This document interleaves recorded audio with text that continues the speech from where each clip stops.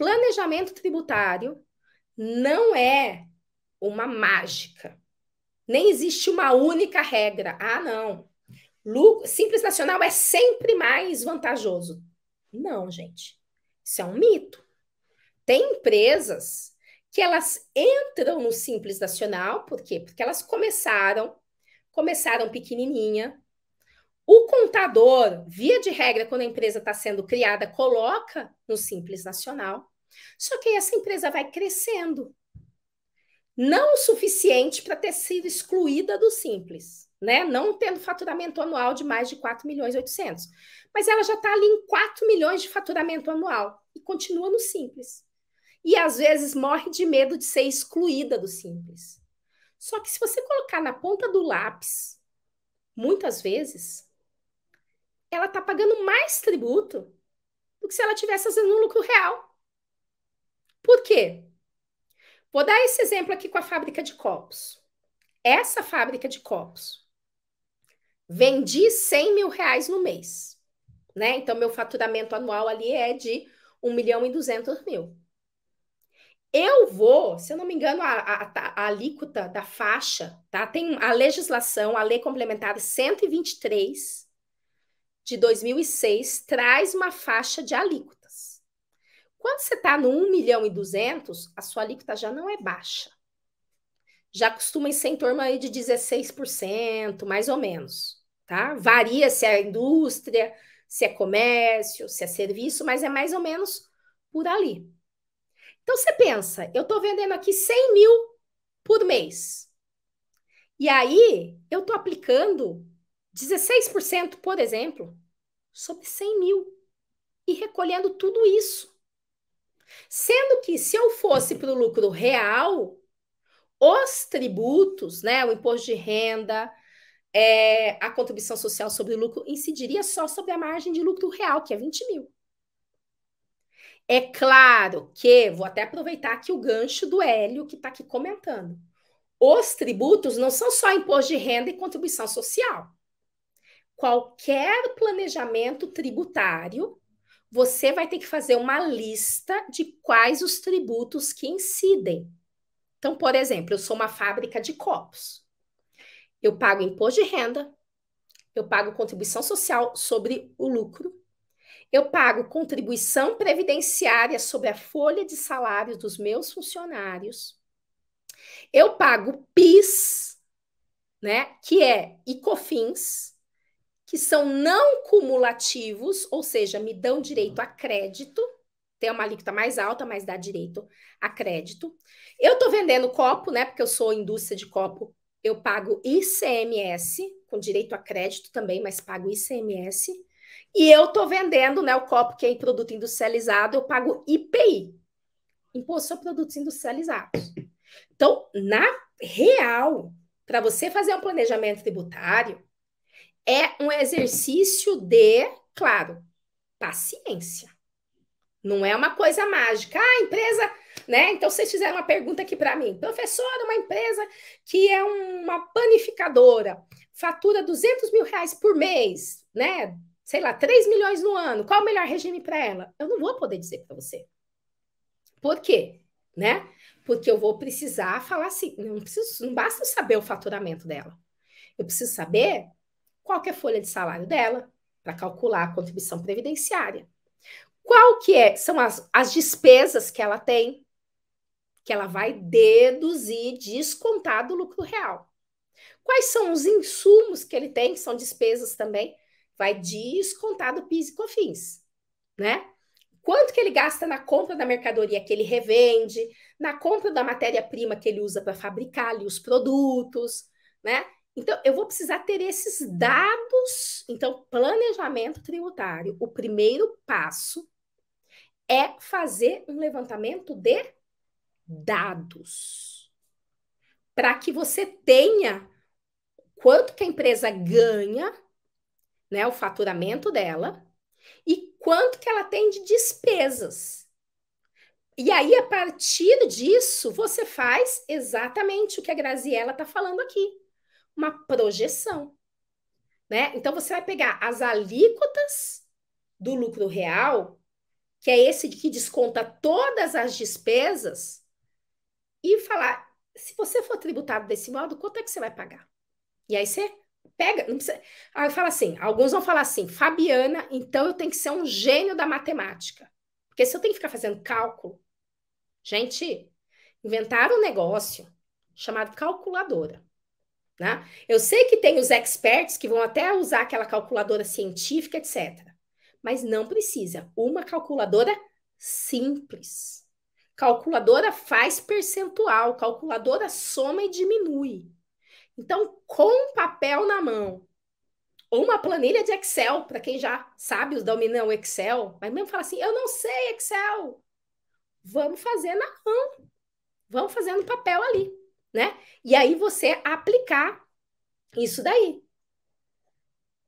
Sim, olhar as alíquotas do IPI, né? No caso, o NCM, ou seja, pegar, fazer uma lista de quais os tributos incidem, quais são as alíquotas no lucro real, quais são as alíquotas no lucro presumido, qual vai ser o percentual no Simples Nacional, e aí você pega a sua calculadora e começa a aplicar os percentuais em cima disso, né?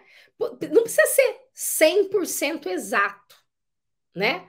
Quando vai ser, por exemplo, vai fazer a contabilidade, a Daiane está falando aqui, sou contadora, e parabéns por estar aqui, Daiane. Às vezes, inclusive, faço referência, olha, os contadores não conhecem isso, os empresários estão abandonados, porque o contador só preenche o documento e faz o pagamento, né? Eu estou falando de uma grande quantidade de contadores que ignoram e dominam as teses, os temas tributários, assim como advogado, né? Tributário, por que ele é um ramo que a gente fala que tem pouca concorrência, se você for comparar com os outros ramos do direito? Porque você vai numa cidade do interior, não tem tributarista, né? Então você vai ser o único ali, né? Ninguém domina aquilo. Você chega aqui como Salomé, vai falar de que a pessoa pode estar pagando mais tributo que o devido, nunca ninguém falou aquilo para ele.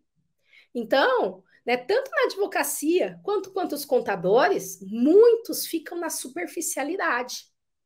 E é por isso que gera um campo tão bom. São poucos como vocês aqui, inclusive a Daiane, contadora que está aqui conosco, que vem para se aperfeiçoar, para conhecer esses detalhes e para oferecer um trabalho de realmente análise. Eu quero até falar isso daí com vocês, que olha só, eu estive na semana passada, até por isso que eu tô com essa voz assim, né? Semana passada eu fiz um bate e volta para Belo Horizonte, depois eu fiz um bate e volta para Porto Alegre, live todo dia. Amanhã, final de semana, eu vou ficar quietinha. Mas eu fui num evento em Porto Alegre que é de recuperação de tributária. E quem estava organizando esse evento é a professora Sigrid, que é uma contadora, né? Então ela fala pelo viés da contabilidade. Os alunos lá eram, em sua maioria, contadores. Só que contadores que, assim como a Daiane aqui, se voltam para aperfeiçoar e fazer realmente uma recuperação de crédito tributário, um planejamento tributário inteligente, né? E os próprios contadores estavam reclamando de outros contadores, né? Assim como às vezes nós mesmos advogados reclamamos de outros advogados. Então não é um que é o mal da profissão, são pessoas que às vezes não estão preparadas, né? Por que eles estavam falando isso? Porque, por exemplo, eu dei a minha palestra, foi sobre o PERSE e as oportunidades tributárias no PERSE. E essas oportunidades do PERSE, que é uma alíquota zero, um benefício fiscal super bacana para vários tipos de empresas, ele não é aplicável para o Simples Nacional.